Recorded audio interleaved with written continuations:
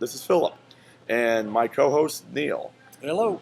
We are back. We are here to talk about the 2019 year in review for movies. 2019 is over. It is now 2020, the start of a new decade. Yep. And, well, we're going to talk about how we felt the year was for films. Neil, I'm going to start with you. How do you Okay. think the year was for film? I thought they came out with some pretty good films during this past year. Now, I haven't seen a ton of them. The only reason is I just get busy. And however, when I see previews on the TV that when they come out, or even in the theater that I've been maybe a couple times, I think that some of the movies look really good. Now, you've seen a bunch of them. That's true. All right. So, and I think as for way movies go, I think they turned out pretty good. So, I will say this right now. yes. The summer was pretty lackluster, as it has been the last few years. Okay. I thought stuff like the Lion King remake disappointing. Godzilla sucked. I thought Endgame was fine. Mm-hmm. The only thing really worth watching in that one was the big war at the end, where I turned into a nerd for about 1 second. Yes.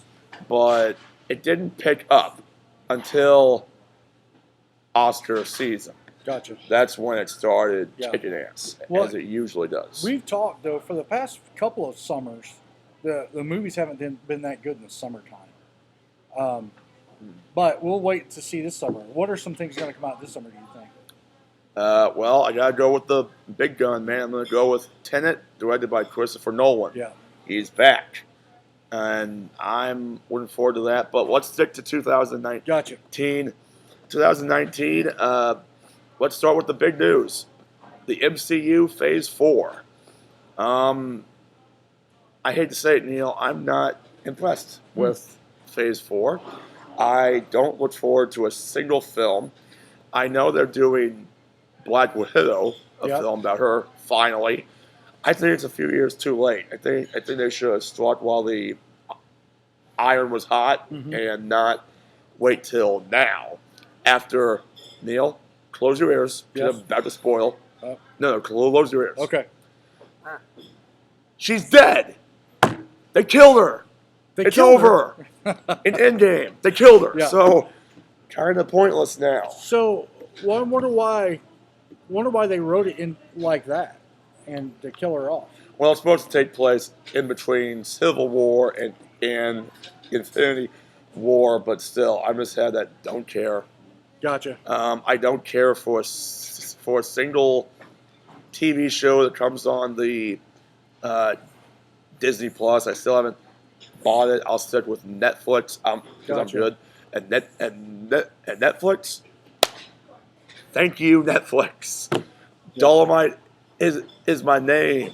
Marriage Story, The Irishman, Two Popes. Gave me some awesomeness for films, my I heard friend. The Irishman's really good.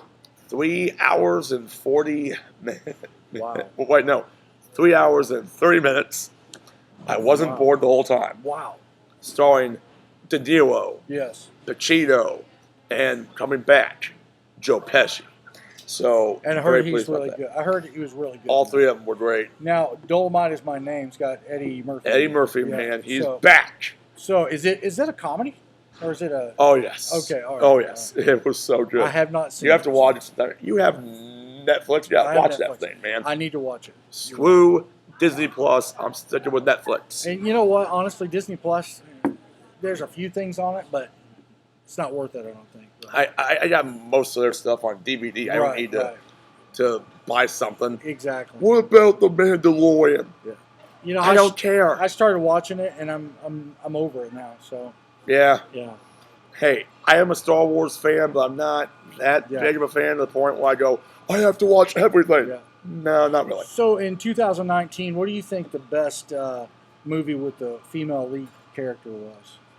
Well, let's get into that, Neil. I will go with, for me, the best actor and best actress of the Okay. year. Okay.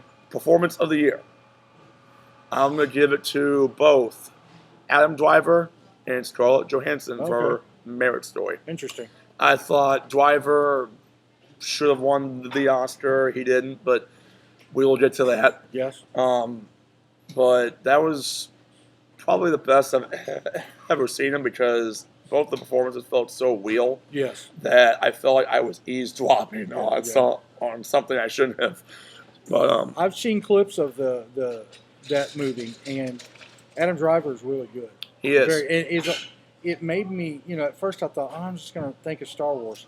Not at all. I didn't think of that at all when I was watching. Actually, the first time I saw him was in the show Girls on on HBO. Yes, I used to watch it. I'm sorry, but I'm embarrassed. But to see him go from that show to Black Klansman to Patterson to Star Wars to this is like, Yeah.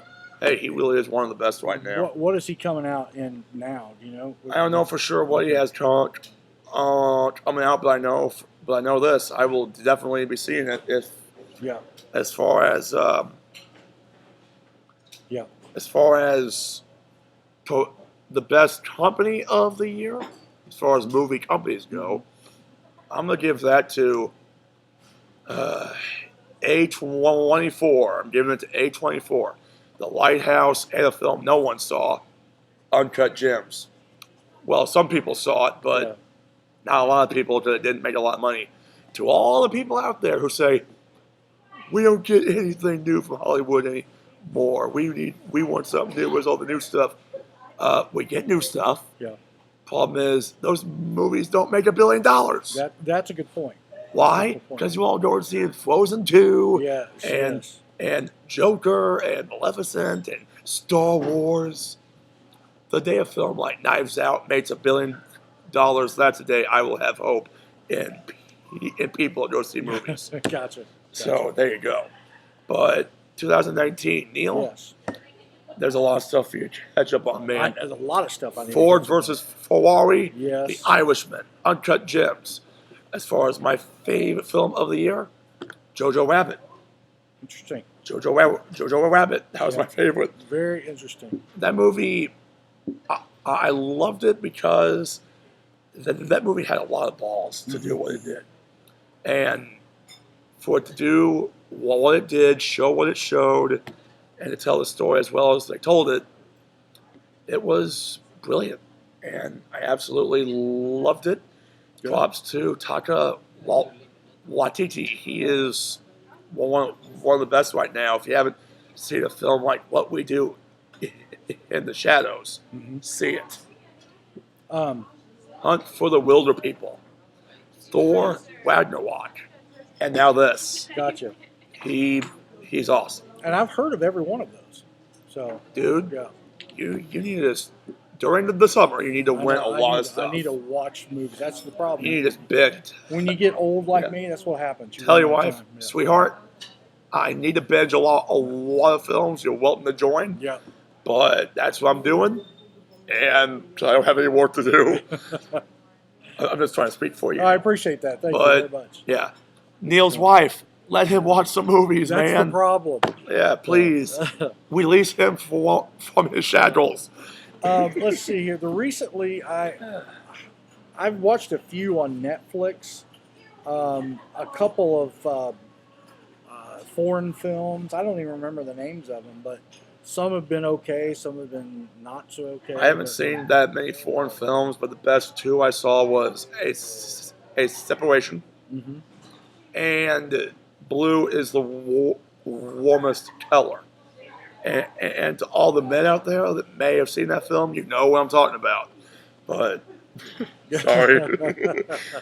But yeah, that film was great, but that was 2013.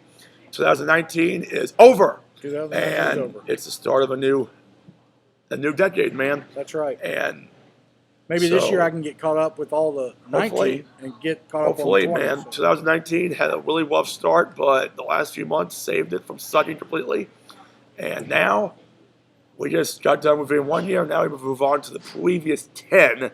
When we come back, we're talking about the 2010s, the decade in review from 2010 to 2019.